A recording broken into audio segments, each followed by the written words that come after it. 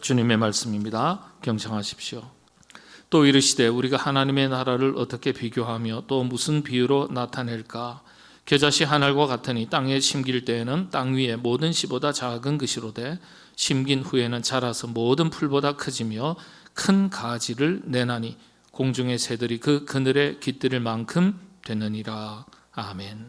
성경은 성경으로 해석한다라는 말이 있습니다. 기독교에 큰 명제가 있습니다. 성경은 성경으로 해석한다. 성경 해석학에서 아주 중요한 원칙 중에 첫 번째 원칙이 됩니다.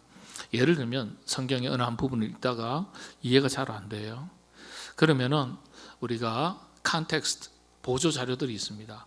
성서 지리도 가져오고 당시의 날씨는 어떻든지, 당시의 의식주 문화는 어떤지, 그 다음에 그 당시의 세계사의 배경은 어떤 배경인지, 이런 보조 자료들을 다 가지고 와서 성경 본문 말씀을 해석하고 이해를 합니다.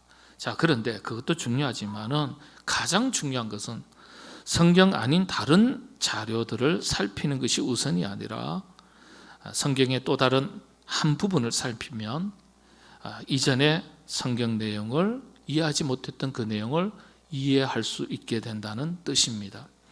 그래서 구약을 읽다가 이해가 되지 않는 부분을 가만히 신약을 읽다가 보면 이해가 되는 경우가 있어요. 신약을 읽다가 이해가 잘 안 되면 구약을 읽다가 보면 이해가 되는 경우가 있습니다. 이렇게 구약과 신약, 성경의 각각의 부분들은 서로 연결되어 있습니다. 예를 들어서 누가복음 15장, 성경의 다양한 사건과 그리고 이야기들이, 비유들이 기록되어 있습니다만 이 수많은 이야기들, 비유들, 기적들, 이적들이 서로 연결되어 있는 경우가 대단히 많습니다. 예를 들어서 누가복음 15장, 굉장히 유명한 말씀들이 기록된 성경 한 장인데요. 어떤 내용이 기록되는지 아시나요? 이 누가복음 15장을 가리켜 헬라어로 에반겔리오 그렇게 말합니다. 복음 중에 복음이라는 별명이 붙어있는 장입니다. 자, 이런 것들이 이제 성경 퀴즈가 될 수 있는 거예요. 네. 반응이 없으신데 다 더위를 먹으셔가지고 2부 때도 그러시던데, 그렇구나, 이렇게 이제 좀 이렇게 뭔가 좀 공감이 돼야 되는데 제가 벽을 보고 설교하는 느낌이 오면 안 되는데 아멘도 잘 안 하시죠. 여러분들이 이 아멘이라는 게 참 중요합니다. 내 영혼을 깨우는 신앙 고백과도 같다. 어떤 분은 그런 얘기도 했어요. 예. 자, 누가복음 15장에 에반겔리오, 복음 중에 복음이라고 일컬어지는 이 장에 기록된 이야기, 잃어버린 양 한 마리, 그렇죠? 그 다음에 잃어버린 동전, 드라크마. 예. 여러분, 성경에는 드라크마, 데나리온, 세겔, 다양한 이 돈에 대한 단위 표현들이 있어요. 그건 시대에 따라서, 환경에 따라서 조금씩 달라지는 거예요. 예를 들면 저희들은 지금은 원 단위죠. 조금 거슬러 올라가면 화폐개혁이 있었죠. 그때 그전에는 어떻게 됐습니까? 환이라 그랬어요. 50환. 그게 10대 1로 바뀌었죠. 저도 아직 기억나요. 예전에 50환 동전을 어릴 때인데요, 가게를 가져오면 원으로 취급하는, 그게 기억 속에 남아 있습니다. 50환. 그럼 좀 더 거슬러 가면 한 냥, 두 냥, 한 입, 두 입. 우리 한국에서도 엽전을 그렇게 표현했죠. 그런 것처럼 세겔, 데나리온, 드라크마, 이런 당시의 화폐의 단위가 조금씩 다양한 표현들이 있습니다. 그래서 잃어버린 동전, 마가복음에 기록될 때는 드라크마입니다. 드라크마. 그 다음에 그 유명한 돌아온 탕자 이야기. 이게 서로 다른 세 가지 이야기인 것 같지만 같은 주제예요. 그게 15장에 기록되어 있습니다. 이런 경우가 대단히 흔해요. 예를 들어서 오늘 우리가 마가복음서 강해를 이어가는데 마가복음서 4장에서 6장까지의 이야기도 이처럼 서로 연결되어 있는 이야기가 반복해서 기록되고 있습니다. 4장에 기록된 이야기 한번 생각해 보시죠. 씨를 뿌리는 비유죠. 씨를 뿌린다. 그리고 이 씨가 어디에 떨어집니까? 네 가지 서로 다른 땅, 길가, 그 다음에 돌짝밭, 그 다음에 가시밭, 그 다음에 옥토죠. 이렇게 네 가지 서로 다른 땅.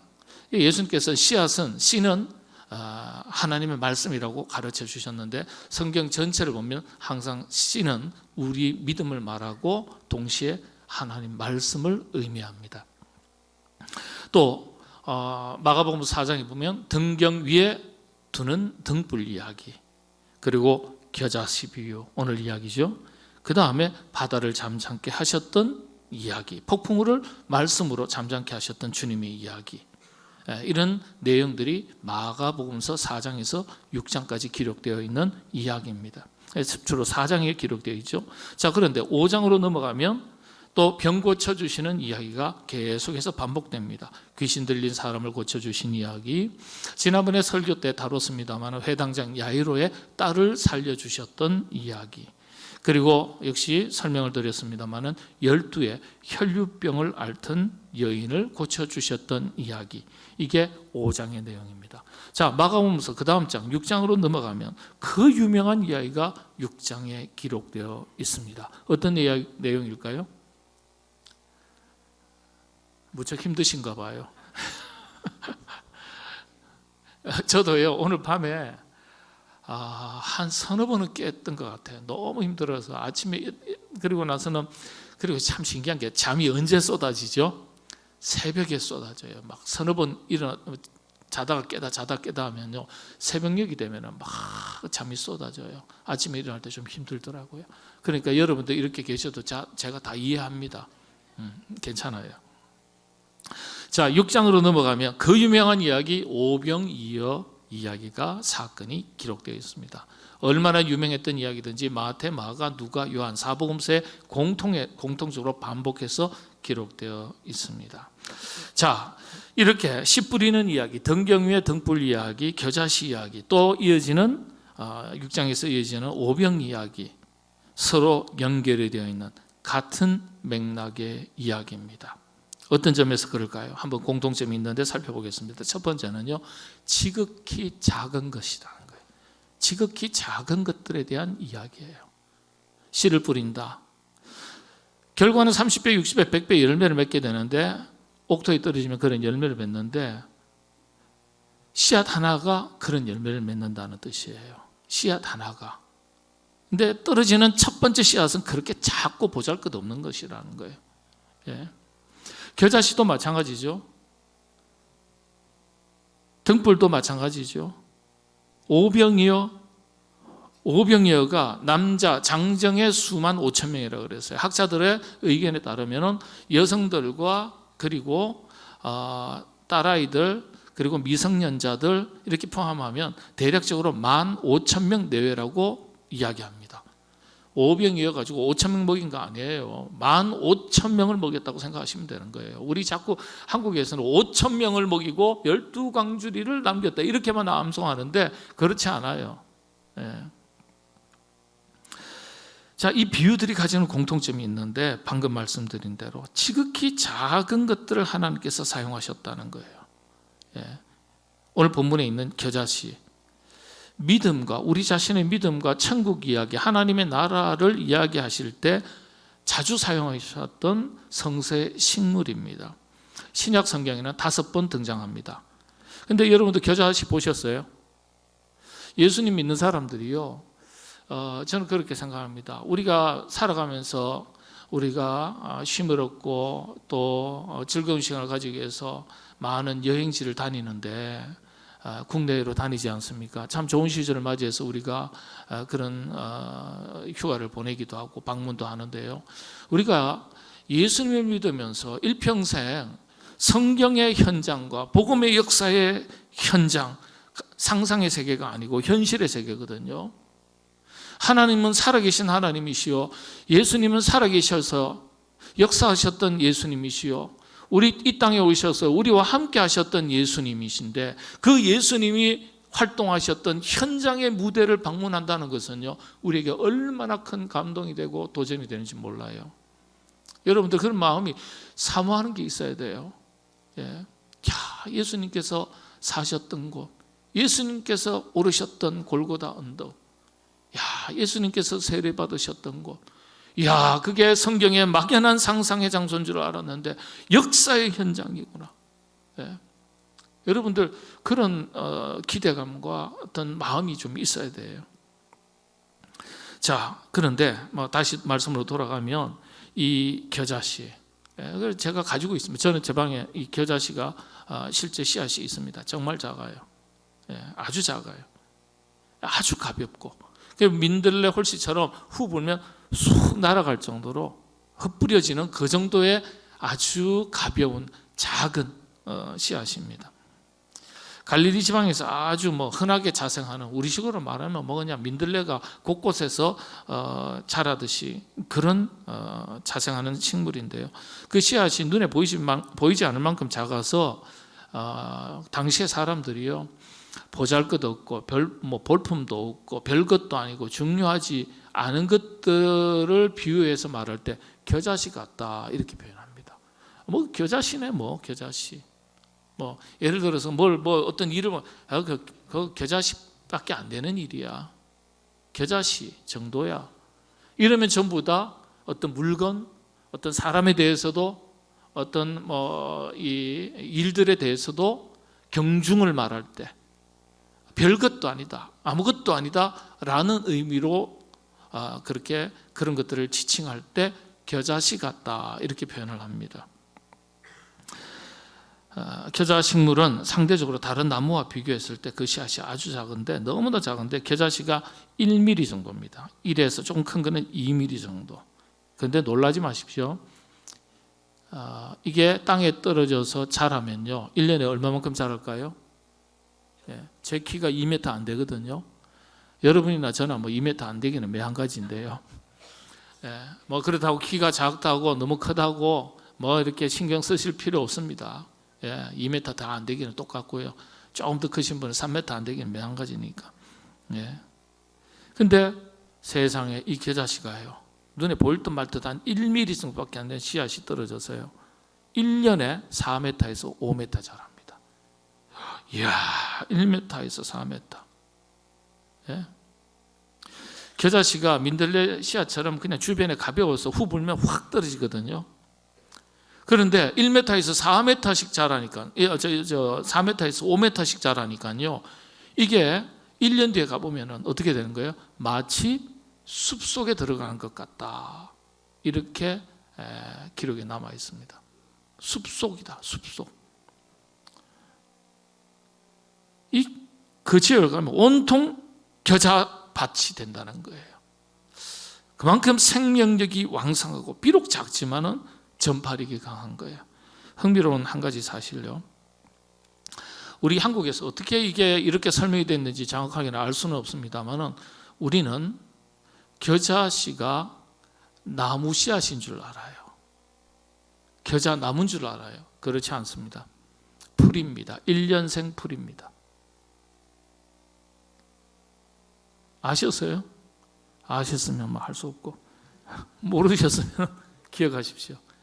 한국교회 성도님들이 태반은요 다 겨자 나무로 알아요. 나무 아닙니다. 오늘 우리 삼성교회 성도님, 그래서 성경 공부가 필요한 거예요.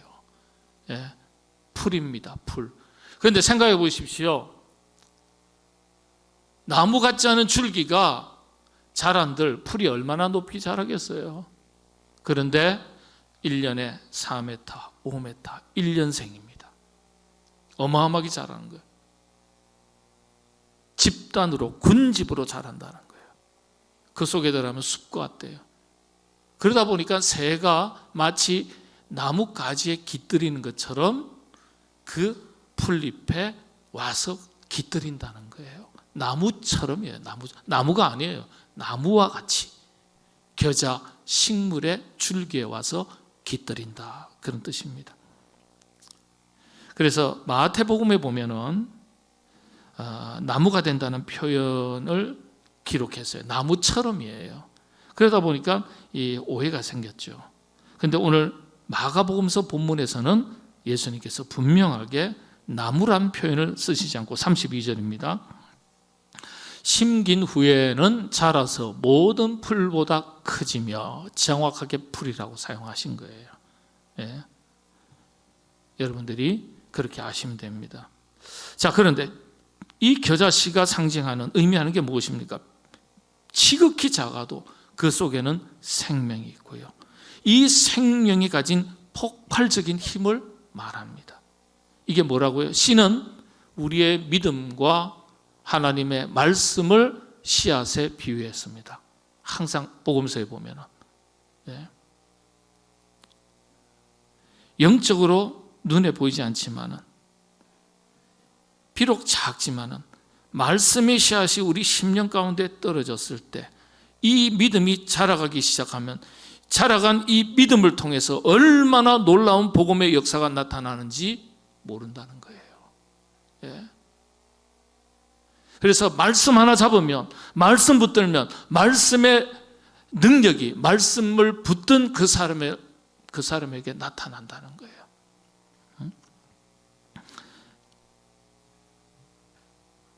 주님은 누가복음서에서는 겨자씨를 뽕나무에 비교하셨어요.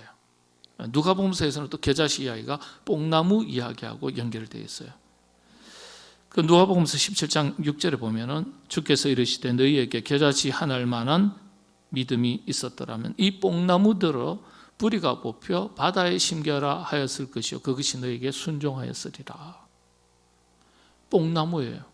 근데 다른 복음서에 보면 또 어떻게 되어 있습니까? 너희에게 겨자씨만한 믿음이 있으면, 겨자씨 하늘과 같은 믿음이 있으면 이 산이 들리어 저 바다에 장기우려 하면 그대로 될 것이요, 이렇게 되어 있어요. 언어의 단어의 선택이 조금씩 좀 달라요. 이번에 누가복음서는 뽕나무를 들어 저 바다에 잠기우라 그러면 잠길 것이다. 다른 곳에서는 이 산이 들려 저 바다에 잠기우라 그러면 잠길 것이다.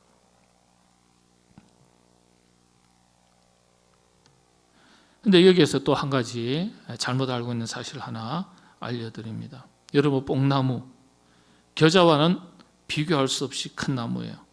근데 뽕나무가 아니에요, 여러분. 여러분들 삭개오가 어느 나무에 올라갔죠? 저 2층에 한번 물어볼게요. 세리 삭개오가 예수님이 자기 마을에 방문하셨을 때 그 스몰 사이즈라 가지고, 그래서 키가 작은 걸 스몰 사이즈라 그런 거예요. 그래서 뽕나무에 올라가 가지고 예수님을 봤다는 거 아니에요. 사람이 가리니까, 키가 큰 사람들이 있으니까, 저 같은 사람들이 있으니까. 예. 그러니까 어떻게 해요? 뽕나무에 올라갔는데 예수님께서 오셔가지고 삭개오야 내려와라. 내가 오늘 네 집에 머물 것이다. 그랬잖아요. 근데 뽕나무로 알고 있어요. 성경 퀴즈 뽕나무로 맞춰요. 잘못했어요. 뽕나무가 아닙니다, 여러분. 번역상의 한계예요. 그럼 뭘까요? 돌 무화과 나무입니다. 돌 무화과 나무. 예. 돌 무화과 나무가 한글 성경에서는 뽕나무로 그렇게 번역이 됐어요. 그런데 이 돌 무화과 나무가요, 지난번에 우리 이스라엘 요르단 성지순례 갔던 팀들이 어디쯤인가요? 그 무슨 엘리야의 샘인가요? 그쪽으로 가면은 근처에 가니까 큰 돌 무화과 나무가 있는 거예요. 큰 나무가 있어요. 그 앞에서 우리 단체로 기념 촬영했어요. 사진 찍었어요. 근데 그 높이가 10m까지 자라요. 10m. 이 무화과 나무가요. 그런데 이 겨자씨를 뽕나무, 돌 무화과 나무에 그렇게 비유하신 거예요. 이 작은 씨앗이 발아해서 싹을 틔우고 자라가면 거대한 뽕나무와 같이 그와 같은 존재가 된다는 거예요. 그게 우리의 믿음이고 하나님의 나라라는 거예요. 예? 말씀의 씨앗이 우리 심령 가운데 심기면, 떨어지면 우리 영혼의 세계가, 개인적인 차원에서 우리 영혼의 세계가 변화되죠. 우리의 삶이 달라집니다. 인생관이 달라집니다. 가치관이 달라집니다. 인생의 목표가 달라집니다. 삶의 내용이 달라집니다. 말씀 하나가 우리의 심령밭에 제대로 떨어져도 싹을 틔우면은요, 우리의 믿음이 그렇게 성장하고 성숙하고 큰 나무와 같이 되는 거예요. 우리 교회가 그렇게 되는 거예요. 복음이 어느 나라, 어느 민족 가운데 복음이 떨어집니다. 그러면 그 복음이 그 나라와 그 민족 전체를 뒤바꾸는 거예요. 그렇지 않습니까? 우리도 100여 년 전에는요, 이 한반도가 복음의 불모지였는데 선교사님에 의해서 말씀의 씨앗이 떨어지니까 하나님의 나라가 이렇게 확장되는 거예요. 예. 한 알의 씨앗이 옥토에 떨어지면 30배, 60배, 100배 결실 맺는 이야기도 마찬가지고요. 예. 오병이어도 마찬가지고요. 겨자씨 이야기도 마찬가지고요.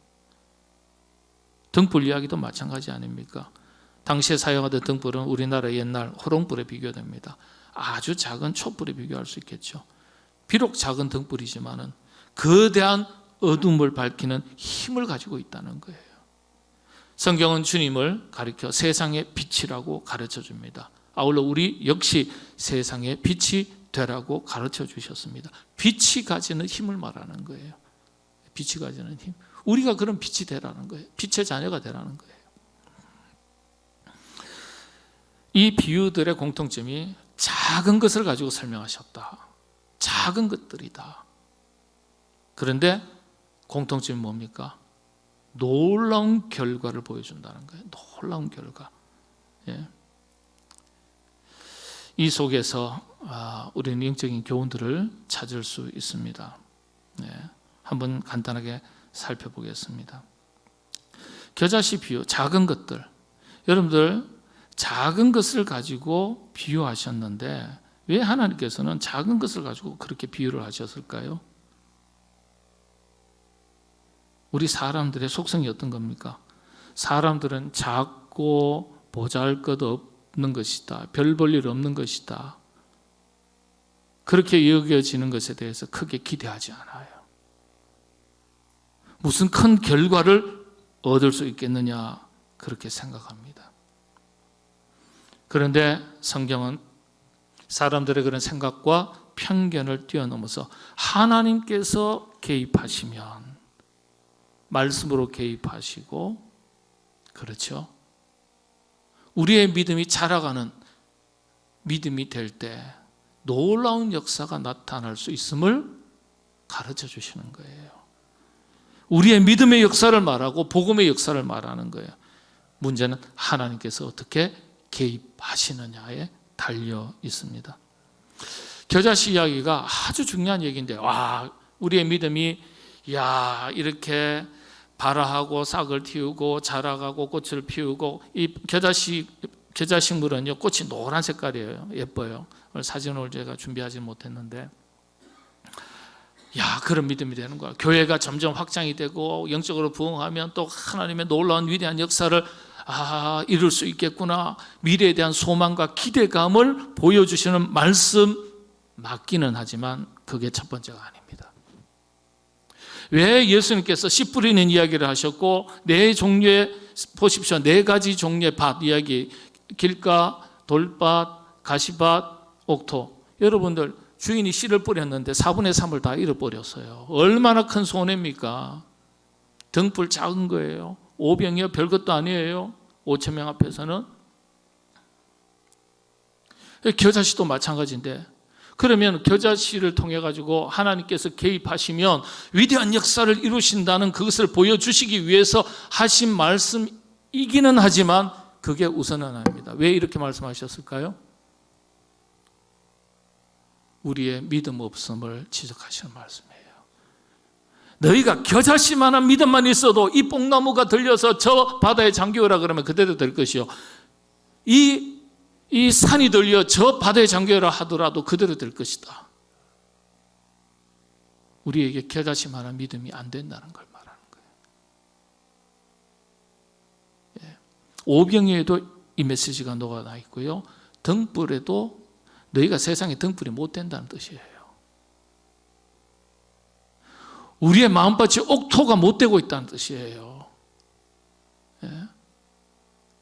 여러분들, 이 이야기가 단순한 어떤 거대한 결과물을 나타내는 얘기가 아니에요.